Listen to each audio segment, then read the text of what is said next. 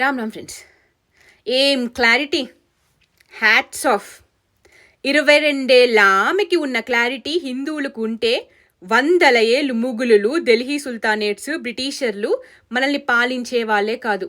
2 minute की नहीं sorry 15 minute की शांति चाहिए. 2 मिनट की नहीं सॉरी 15 मिनट की शांति चाहिए. ధైర్యంగా 15 నిమిషాల్లో హిందువులను లేకుండా చేస్తామన్న వీళ్ళు నిజంగా గ్రేట్ అబ్బా. ఈరోజు అనిపిస్తుంది నాకు, జస్ట్ ఒక కార్పొరేటర్ సీట్ గెలిస్తేనే మొత్తం ఆకుపచ్చ రంగుతో నింపేస్తా అన్న వీళ్ళు రేపు ఎంపీలు, ఎమ్మెల్యేలు, ప్రధానమంత్రి అవుతే బంగ్లాదేశ్లో హిందువుల పరిస్థితి ఇక్కడ కూడా చేస్తామని 15 నిమిషాలని పదే పదే గుర్తు చేస్తున్న వీళ్ళకి సెల్యూట్. వీళ్ళల్లో ఉన్న క్లారిటీ, ధైర్యం హిందువుల్లో ఉంటే ఉమ్మేసిన, టాయిలెట్ పోసిన, ప్యాంట్లు విప్పిన, కల్తీ చేసిన వాళ్ళ దగ్గరికే పోయి డైరెక్ట్ నా నోట్లోనే పోయి నేనే ప్యాంట్ ఇప్పి చూపిస్తా, నేనే కట్మిర్చి అయితా అని అనరు. నాగుబాబు, లోకేష్ ఈ రోజున చేస్తున్నది అదే.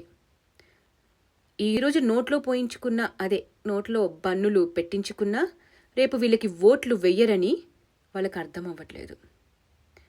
కానీ ఇలా డైరెక్ట్గా 15 నిమిషాలని చెప్పి ఆకుపచ్చ రంగు చేస్తా అని చెప్పి కైసే హరాయా అని రాక్షసానందం జనాల్లోనూ చూపించి ఇలాంటి వాళ్ళని ఎదుర్కోవచ్చు. కానీ దొంగదారిలో హిందువుల్నే దెబ్బ కొట్టే వాళ్ళని ఎదుర్కోలేము. ఝాన్సీ లక్ష్మీబాయి ఊరికే ఓడిపోలేదు. ఆమె రాజ్యంలోనే ఉండే తోటి హిందువు తలుపులు తెరిస్తే దాడి జరిగింది. అలాంటి వాళ్ళని ఎదుర్కోలేము. ఆమె శత్రువులతో పోరాడి ఓడించగలిగింది. కానీ దొంగ దెబ్బలో దొంగ దాడి చేసే వాళ్ళని ఎదుర్కోలేము. సో ఈ వీళ్ళ ప్రాజెక్ట్ 2047 ఇస్లామైజేషన్ ఆఫ్ భారత్ దగ్గరుండి చేవ చచ్చిన హిందూ సిగ్గులేని చెక్క సెక్యులర్లు చేసేస్తారు. మీకు ఆల్ ది బెస్ట్ 15 నిమిషాల batch. And my dear Hindus, కొంచెమైనా సిగ్గుశరం ఉంటే ఇలాంటి నాయకులకు ఓట్లు వేయకండి. వేస్తా అంటారా? మీ ఇష్టం. శివభక్తులని అహోబిలంలో, శ్రీశైలంలో కొడుతుంటే లెగని నోళ్ళు రాని బాధ చూపించలేని సానుభూతి కల్తీనా బన్నుల దగ్గర వచ్చిందా?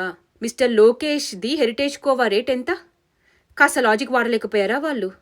లోకేష్ గారు, మీరు రేపటి నుంచి కోవా బన్ను శిశు సంరక్షణ క్రింద ప్రతి ఊరికి ఇవ్వండి. మీ కొడుకుతో సహా కలిపి బ్రేక్ఫాస్ట్, లంచ్ అదే పెట్టండి. ప్రభుత్వ కాంట్రాక్ట్లన్నీ ఇప్పించండి. గవర్నమెంట్ స్కూల్లో మధ్యాహ్న భోజనంలో కూడా కోవా బన్ను పెట్టించండి. కాంట్రాక్ట్లు ఇప్పించండి పాపం.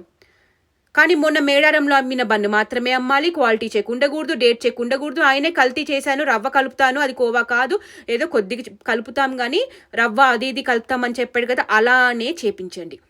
ఇంకా ఓట్లు పడతాయి అప్పుడు మీకు.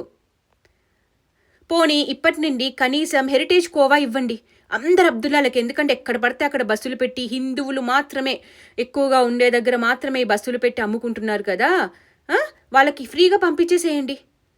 పిల్లలు పుట్టకుండా మందే కలుపుతారో, హలాలే చేస్తారో, ఉమ్మే ఊస్తారో, ఏదన్నా చేసుకుంటారు వాళ్ళ ఇష్టం. ఎందుకంటే హిందువులు ఉండే గుళ్ళ దగ్గరే, జాతరల దగ్గరే అమ్ముకుంటున్నారు కాబట్టి. అవును, ఈ మధ్యన పోలీసులు కూడా 120 కేజీలు కోవా అడల్ట్రేషన్ జరిగింది, కల్తీ జరిగింది, వాడు అందరికీ ఇదే కోవాని సప్లై చేస్తున్నాడు అని చెప్పి సీజ్ చేసి అరెస్ట్ చేశారు కదా. పోలీసులకి చెప్పి కొంచెం విడుదల చేయించండి ఆ 120 కిలోల అడల్ట్రేటెడ్ కోవా. మీకేం సంబంధము? ఎట్లాగో అదే పిలిపించుకొని తింటా అంటున్నారు, తినేస్తున్నారు. ఇదిగో ఈయన గారు పిలిపించుకొని తిన్నాడు. మీ దగ్గరికి వచ్చే వరకు గ్లౌజులు, మాస్కులు అలా ఎందుకు పట్టుకుంటారు పాపం పోలీసుల్ని? వాళ్ళని కూడా వదిలేస్తే మీకు ఇంకా ఎక్కువ ఓట్లు పడతాయి. మీ రాష్ట్రంలో 13 ఏళ్ల పాపని అబ్దుల్లాలు ఒకరి తర్వాత ఒకరు బస్సులు, ఆటోలు ఎక్కడ పడితే అక్కడ అత్యాచారం చేశారు దారుణంగా. 13 ఇయర్స్ పాప. వెళ్ళారా వాళ్ళ ఇంటికి? కనీసం మాట్లాడారా? అదే ఉల్టా అయ్యుంటే వెళ్ళేవాళ్ళు కదా. హిందూ జనాభా తగ్గి మీ దోస్తుల జనాభా పెరిగిన నాడు తెలుస్తుంది మీ మీద ఎవ్వడు ఆ రోజు సానుభూతి కూడా చూపించరు. సో వన్స్ అగైన్, నిజంగా ధైర్యంగా నిక్కచ్చిగా 15 నిమిషాల్లో మీ పడతాం రా అని చెప్పే సోకాల్డ్ అబ్దుల్లాలు, మీరు గ్రేట్.